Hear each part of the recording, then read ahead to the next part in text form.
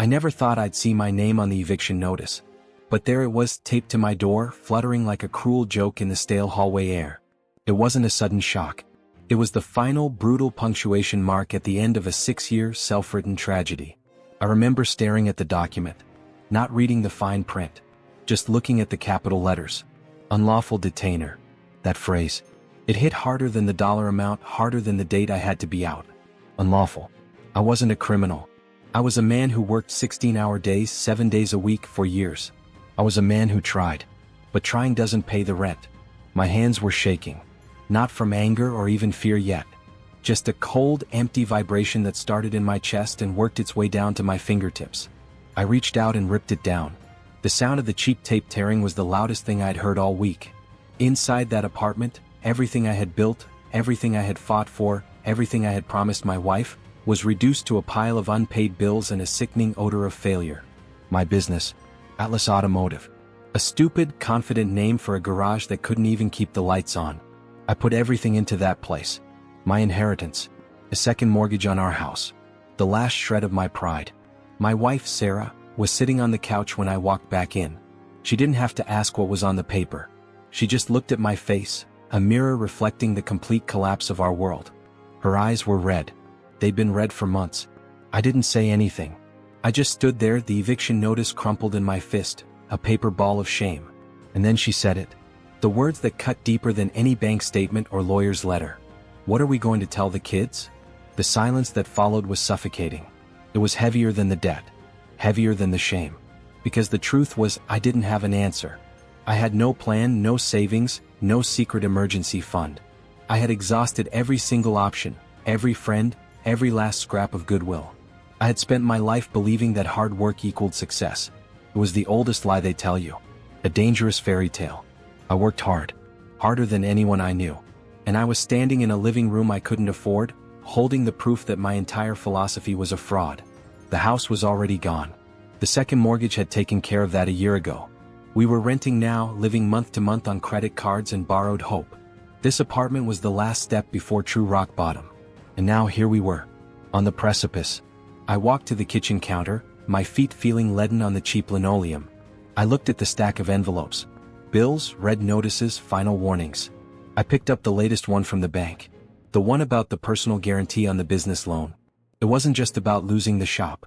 It was about losing our entire future. They were coming for everything. The retirement money that wasn't there. The college fund that I'd been borrowing from. The feeling wasn't desperation yet. It was something colder. A kind of emotional rigor mortis. The failure was so complete, so total, that it had numbed me. I remember thinking, this is it. The end of the road. I had played the game and I had lost spectacularly. The board was cleared. My king was down. I slid down the kitchen cabinets, resting my head on my knees.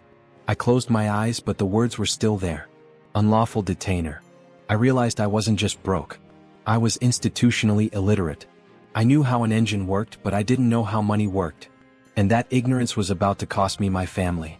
The next few days were a blur of cold, practical terror. I didn't argue with Sarah. I didn't try to reassure her with empty promises. The time for that was long past. We started packing. Not the big, strategic kind of packing. Just grabbing the essentials. The kids' favorite toys. Important papers. The things you save when the house is on fire. The most painful thing was seeing my son, 8 years old, asking why we were putting the plates in cardboard boxes again. I told him we were going on a big adventure. A fresh start. The words tasted like ash. I had to look for a job. Any job. The garage was technically still mine, but it was suffocating under liens and debt. It was a tombstone with a leaky roof. I went on interviews. A man in his late 40s, smelling faintly of engine oil and desperation, trying to convince some HR drone he was qualified to sell insurance or handle inventory. Every interviewer looked at my resume. Owner/operator, Atlas Automotive, 2012 to 2018. Then they looked at my eyes. They didn't need to ask why the business failed. They knew. I didn't get any callbacks. It was in those dark hours, sitting in the dusty, empty office of the garage, surrounded by the ghosts of my failed ambition, that the true rot set in. I started reading. Not job applications. Not self-help books. I started reading the documents that had destroyed me. The loan covenants. The term sheets. The personal guarantee. The UCC filings that gave the bank the right to everything. I realized I hadn't just signed a piece of paper. I had signed a contract with a professional predator, and I was the lamb. I pulled up the original business plan I had submitted to the bank. It was full of optimistic projections, clear market analysis, and a naive belief that they were my partners. That word, partner, made me sick. They weren't my partners. They were my funders. And their entire business model was designed to ensure that if I succeeded, they profited, and if I failed, they still profited by taking the collateral. I looked at the interest rates, the late fees, the compounding structure. It wasn't just money I owed. It was a mathematical engine of servitude. I remembered the loan officer, a smooth-talking guy named Mark, smiling as he slid the stack of documents across the desk. "Don't worry about all the legal jargon, John. Standard procedure. You've got a great business model. We believe in you." He didn't believe in me. He believed in the collateral. He believed in the cold logic of the trap. I had been so focused on fixing cars, on managing employees, on marketing, that I had outsourced the one thing that truly mattered: understanding the rulebook. I dove deeper. I stopped watching TV. I stopped talking to friends. I locked myself in that office, surrounded by the smell of old oil and new despair, and I started studying. I didn't study business. I studied banking. I downloaded white papers, court documents, and old economics textbooks. I learned about securitization. I learned about tranches and derivatives. I learned how my tiny little business loan was bundled up, sold off to institutional investors, and repackaged into a complex financial product. My debt wasn't a mistake they were waiting for me to fix. My debt was a commodity. It was an asset they had already sold. This realization was a punch to the gut. The bank wasn't a sympathetic institution. It was a machine. And I was just a leaky gear. The more I read, the angrier I became.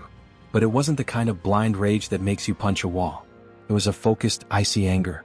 I was angry at them, yes. But mostly I was angry at myself for being so willingly blind, so trusting of the system. I owed close to $300,000. It seemed like an impossible mountain. But the more I studied, the more the mountain started to look like a wall made of bricks that were misaligned. I learned about the Truth in Lending Act, TILA. I learned about the nuances of promissory notes versus security agreements. I discovered that many banks, in their rush to process mountains of loans and sell them off as fast as possible, often cut corners. They make tiny procedural mistakes that, in the eyes of the law, can render the entire structure of the debt vulnerable. One afternoon, I was staring at the stack of original loan documents. I had them spread out on the desk like an archaeologist studying ancient ruins. And then I saw it. It was a tiny error. A misplaced signature box. A date that didn't align between the promissory note and the disclosure statement. A difference of 3 days. It seemed insignificant. A typo. But in the world of high finance and legal paperwork, a typo can be a crack in the foundation.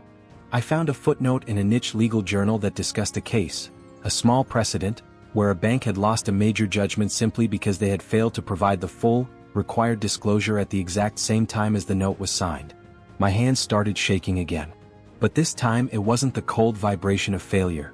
It was the frantic energy of a desperate, sudden hope. This wasn't a magical get-out-of-debt card.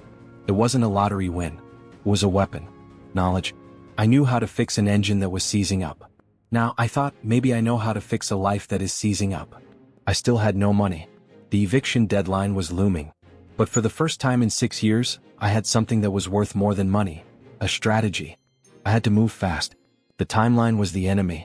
The first thing I did was call the bank's collections department. Not to beg. Not to make a payment. I called to request the full chain of assignment.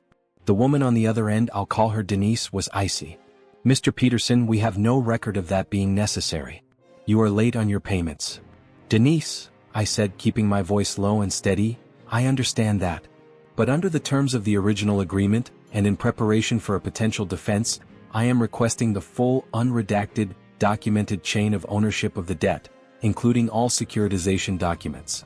She paused. A long dead-air pause. I could almost hear the little flag in her brain going up. This wasn't the usual panicked debtor. "I will have to transfer you to the legal department," she finally said. Her tone had changed. There was a flicker of something in it, maybe respect, maybe confusion. The legal department was worse. They were condescending. They tried to strong-arm me.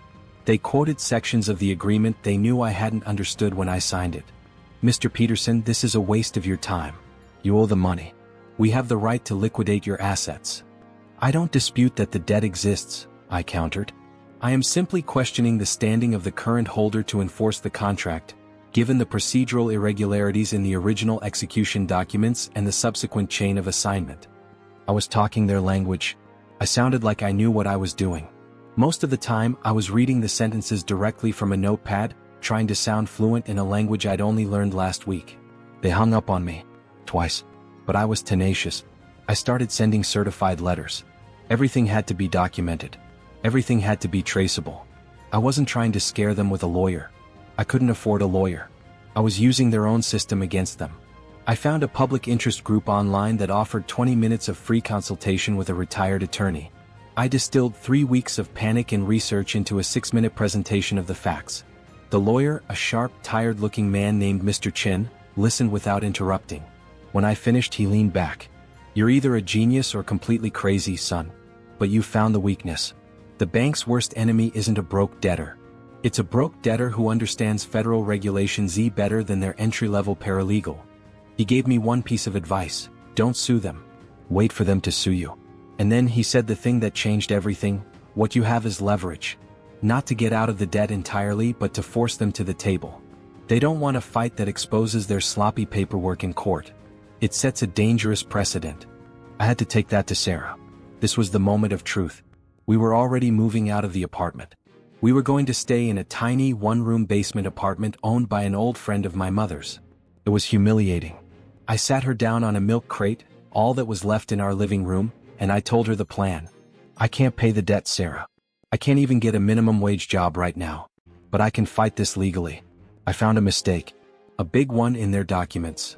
She looked at me, her eyes weary but for the first time in months, curious. "What does that mean, John? That we get to keep the $300,000? "No," I said, shaking my head.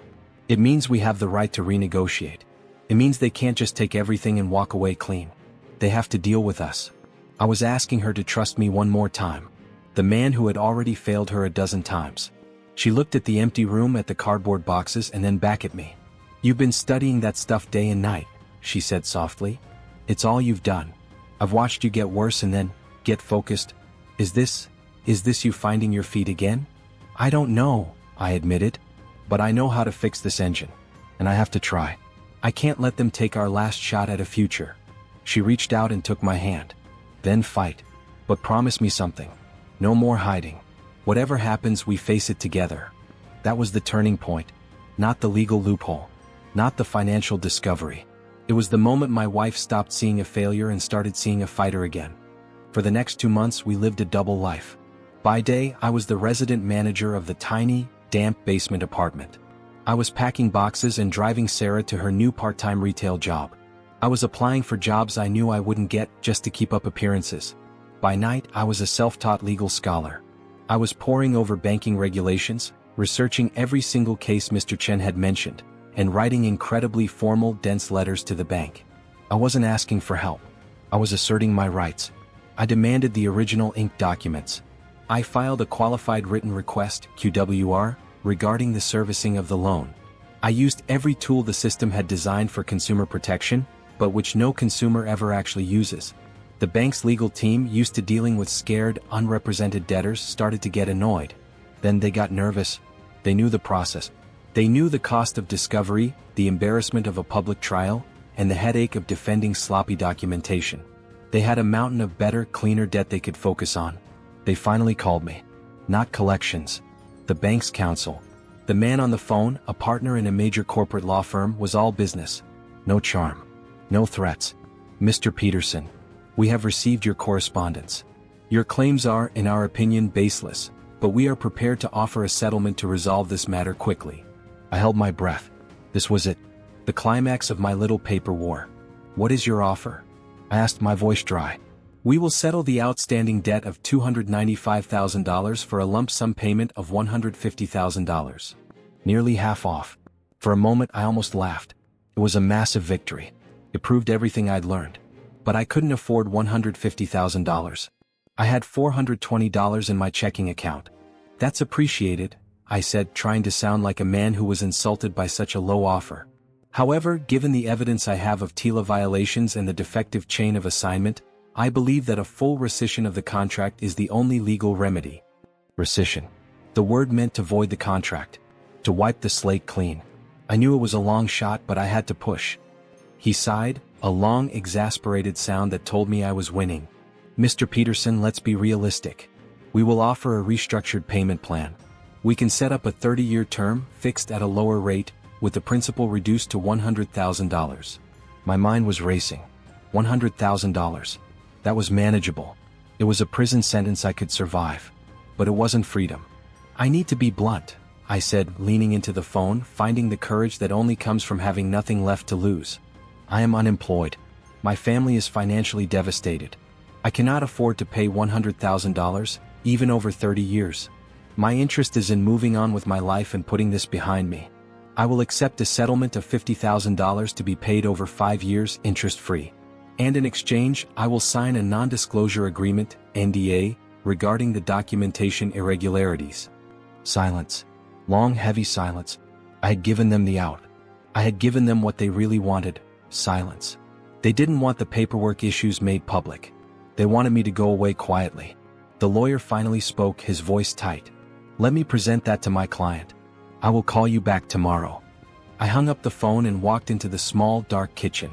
Sarah was washing dishes in the tiny sink. Well, she whispered. I couldn't speak. I just leaned my head against the wall and started to laugh, a wild, relief-filled sound that bordered on crying. They offered to settle for $100,000. I finally choked out. I countered with 50, paid over 5 years, interest-free. And an NDA. Sarah froze, a wet plate in her hand. 50,000? John, we still don't have that. But it's possible, Sarah. It's a number we can hit. And more importantly, I was right. The system is flawed. The debt is negotiable. The next day the lawyer called back. He sounded defeated. My client has accepted your offer of $50,000, pending the signing of the NDA and the formal legal settlement paperwork. I didn't become rich that day, but I became free. The relief was overwhelming, but it didn't last long. I was free of the impossible debt, but I was still broke, living in a basement, and I had no career. The victory, however, gave me a new purpose. I had beaten the system, not by earning more money, but by understanding the rules better than the people who wrote them. The great secret wasn't in the stock market or a fancy business idea. The great secret was that most people are financially illiterate, and institutions rely on that. They don't teach you this stuff in school. They teach you to be a good employee, a good consumer, and a good debtor. I realized my failure wasn't the garage. My failure was my ignorance. My redemption wasn't getting rich. My redemption was in sharing the knowledge that had saved me. I started small. I wrote an anonymous blog post about my experience, the struggle, the research, the legal loopholes. It was long, dense, and brutally honest. It went nowhere. No one wants to read a 50-page post about Regulation Z. But then I tried something different. I started recording videos. I didn't talk about stocks. I didn't talk about passive income. I talked about the paperwork. I stood in front of a whiteboard in the basement and used a dry erase marker to draw simple diagrams of a loan structure. This is the promissory note, I'd say, tapping the board. This is your promise. And this, I draw a different box, is the security agreement. This is the bank's promise. And most of the time their promise is a lot weaker than yours. My first video was called, Why Your Mortgage is a Commodity, Not a Contract. I was nervous. I was stumbling over my words. But I was speaking from the gut, from a place of genuine, hard-won knowledge. I uploaded it to YouTube. I woke up the next morning and it had 1,200 views. That was more people than I had talked to in the last 3 months combined. The comments section wasn't full of trolls. It was full of questions. What is a QWR? Can I do that for my student loan? Where did you find the TILA case law? Can you link it? I spent the entire day answering comments. I wasn't selling anything. I was just explaining the rulebook. My channel, which I called The Debtor's Almanac, started to grow. Slowly, then exponentially. People were starving for this knowledge. They were tired of being told to budget better, or skip the lattes. They knew the problem wasn't their coffee. The problem was the system they were trapped in. I was teaching them how to read the fine print, how to ask the right questions, how to use the law as a shield instead of ignoring it until it became a sword. I taught a woman how to get a debt validation letter that saved her from an illegal collection agency.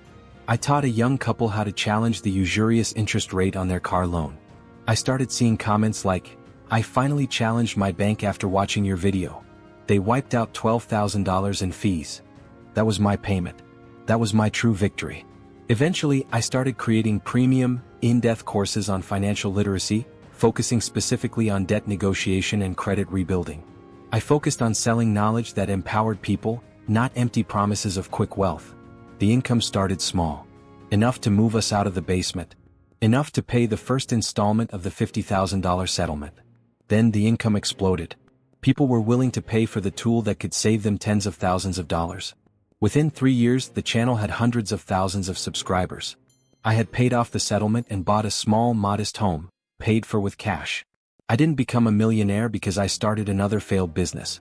I became a millionaire by teaching people how the financial machine works. I look back at that man standing in the hallway holding that eviction notice and I feel a profound pity. But also gratitude. That notice wasn't a death sentence. It was a curriculum. The entire financial system is a game. A complicated, ruthless game. Most people don't know they are playing until they are losing. They give you the money but they hide the rulebook. My failure was losing the first game. My success was in finding the rulebook and giving it to everyone else. I didn't become rich. I became free, and I showed thousands of other people how to be free too. That's the ultimate power. Not money. It's knowledge. Don't let your struggle define you. Let it be your education. Find the hidden rulebook and start teaching others how to play and how to win.